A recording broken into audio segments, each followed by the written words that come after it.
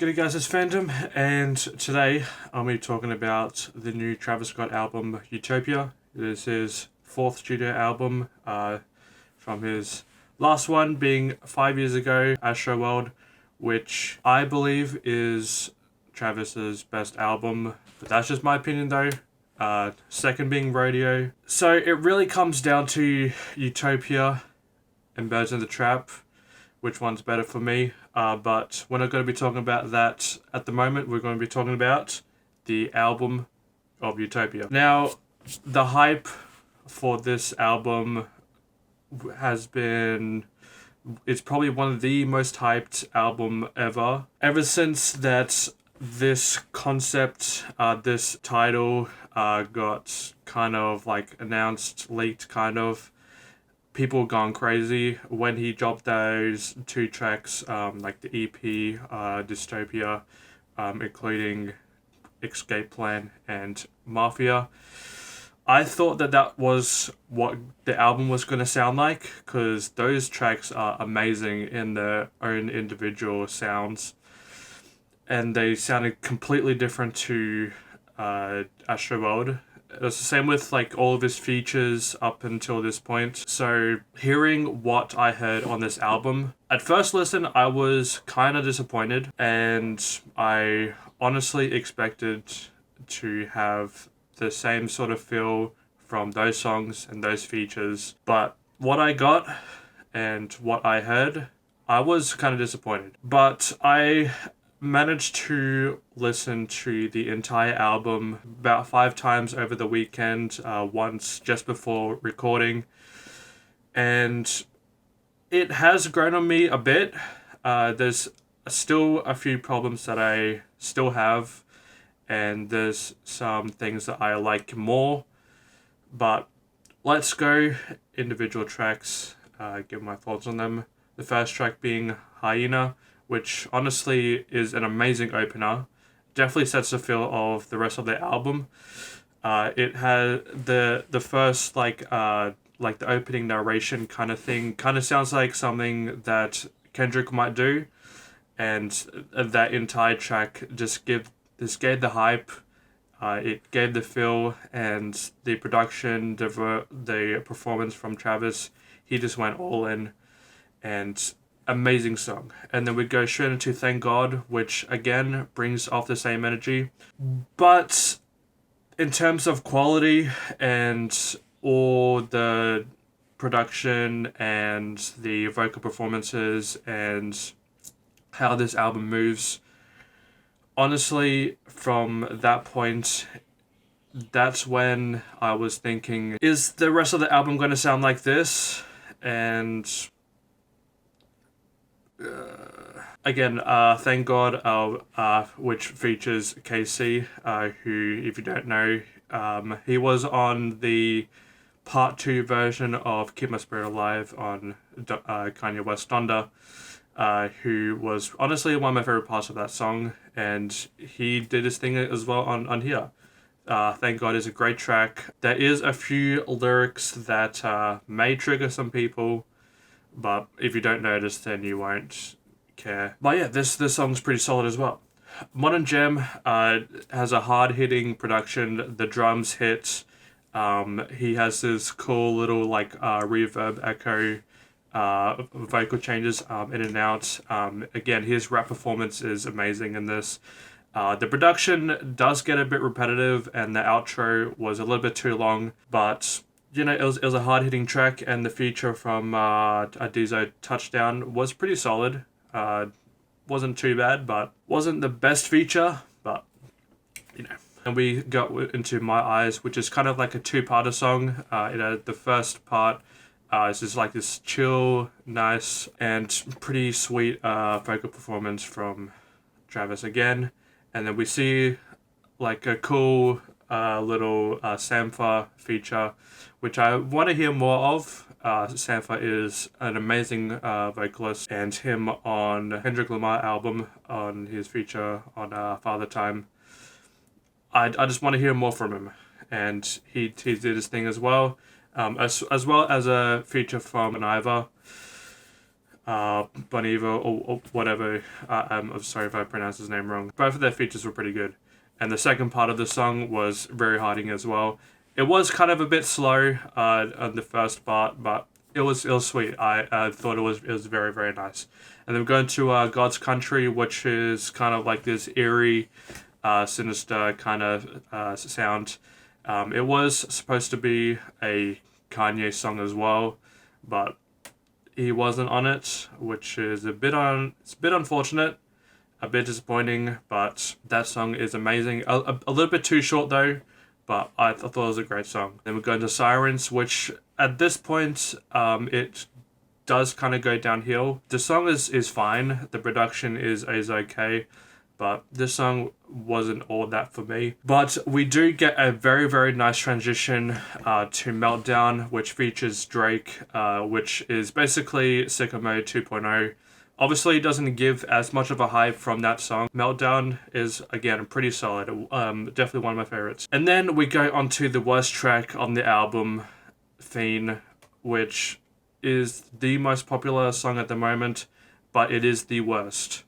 The feature from Playboi Carti and Sheck West was terrible. The deep voice that Carti, I think that's what he wants to do now. His balls have dropped. It was terrible. All the vamps that are watching this video, that could be watching this video, gonna be like, oh, you're missing the point. It's so good. It is amazing. Oh, you listen to The Weeknd. It's not good. Playboi Carti is literally one of the worst artists that I've ever heard. As the same with Sheck West. There is some hits that Sheck West has done, but as an overall artist, he is also bad. As well as Playboi Carti. He has some hits, but his voice is annoying. The only good thing about his songs is the production, and that's it. And then we're going into Del Resto, Echoes with Beyonce, which she outshines Travis on this one. Her verse was really, really great. And that's pretty much like the only good part of that song. I Know is probably one of my favorite tracks. I love that song so much. It brings the chill. It levitates you, which is what I wanted from this album. An album that levitates you, send you to another dimension, and this is exactly what that song did. Probably it could be my favorite track. And then we're going to Utopia Twins, which Travis just goes nuts. He I don't know what he's doing, but I think that he just gave up and it was like, I'm just gonna do this funny little verse thing, and then 21 you can just carry it, because 21 carried it, and there was another feature from Rob 49 which was okay, but 21 Savage carried that song. And then we're going to Circus Maximus with Sway Lee and The Weeknd. Again, Sway Lee and The Weeknd just carried the song. The Weeknd verse was amazing. The beat is a complete rip-off, a complete remake of Black Skinhead from Kanye, which honestly this entire album is pretty much Travis trying to recreate Yeezus, which I mean, like, Kanye did make Travis, and this is Travis's Yeezus, which is not a bad thing, but when you already have a great Yeezus album, you don't really need another one. And then we're going to Parasail, which is another lackluster track. Honestly, didn't impress me that much. The performances, the beat was not that great, and the feature from Young Lean also wasn't that good either. SKITZO with Young Thug, an amazing track as well. I believe it is a little bit too long. It is 6 minutes long. It is another nice track. It has a beat switch, which both beats were amazing. And also Young Thug's feature was pretty much identical to Maria I'm Drunk, which is honestly one of Young Thug's best performances. But yet again, he on this track was really, really great as well. This is also one of my favorite tracks. It's just a little bit too long there. And then we're going to Lost Forever with James Blake and West Side Gun. West Side Gun gives probably his best feature verse. He is great. Lost Forever was a leaked track, which I heard circling around the internet. When I first heard it, I was blown away. That song was amazing. And seeing this song with James Blake, West Side Gun, it just improves. Honestly, though, I'm kind of getting James Blake fatigue. He's literally on everybody's album. He is a great artist, but with the feel that he gives to all of his songs, I kind of get tired of hearing him. No disrespect, though. And then we go into Love with Kid Cudi, which again is also a fine track. Kid Cudi, I believe, outshines Travis on this one. The production wasn't great, but again, it was fine. And then K-pop, which is probably one of my least favorite tracks as well, mainly because of Bad Bunny. I think if you watched my Grammy reaction, I explained my feelings on Bad Bunny, and I'm going to do it again here. Bad Bunny is the most overrated artist of all time. The most. No other artist is as overrated as Bad Bunny. And I'm just going to leave it at that. You can say what you want. He is... It may be because he's a Latin artist, and I mainly listen to English music, which is also not the case because I listen to lots of music that are not English.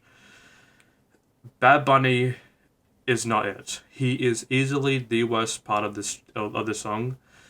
Travis Scott also was kind of lackluster, but you have to skip to listen to The Weeknd, who is obviously the best part of the song. The production on that song was okay as well, but the only good part is The Weeknd. And some parts of Travis as well. They both give their own flows, but Bad Bunny. Telekinesis with Future and SZA. Another great song as well. The SZA feature was amazing. That also levitates you. It was... And then track 19 with Till Forever Notice with 21 and James Blake. Again, don't need another James Blake feature, but 21 did his thing as well. Another great song. I believe that it was a little bit too long as well, but yeah. Overall, this album was just okay for me. The main positives that I have is the production overall is really solid. Not as good as Radio or Astroworld, but you know, they were okay. They were a bit repetitive at times, or just a little bit like the mixing wasn't really that great, especially with the mixing with the voices and the vocal performances. They just kind of sounded cheap, and the production as well kind of repetitive, and most of the production is inspired by Jesus, but also the negatives that I have is again the sound mixing and just the lack of soul in some of the songs, and the sounds that we have been getting from Travis. This is definitely his most different album.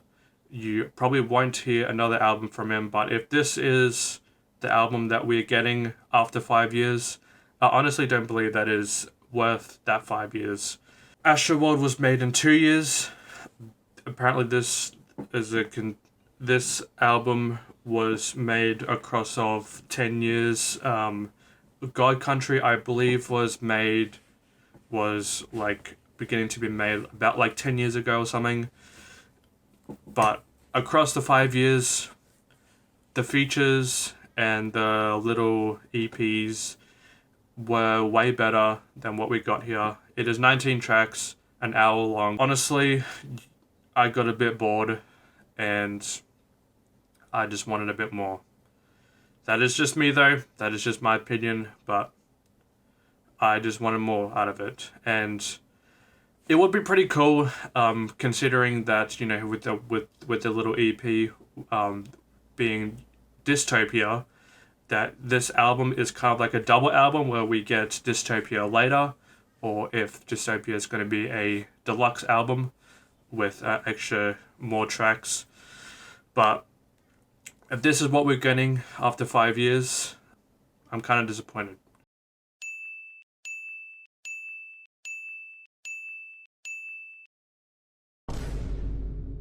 But yep, that was my review of Utopia. What were your thoughts? If you liked it, please tell me, because I know that a lot of people saying that this is Travis's best album. People are saying it is his worst album.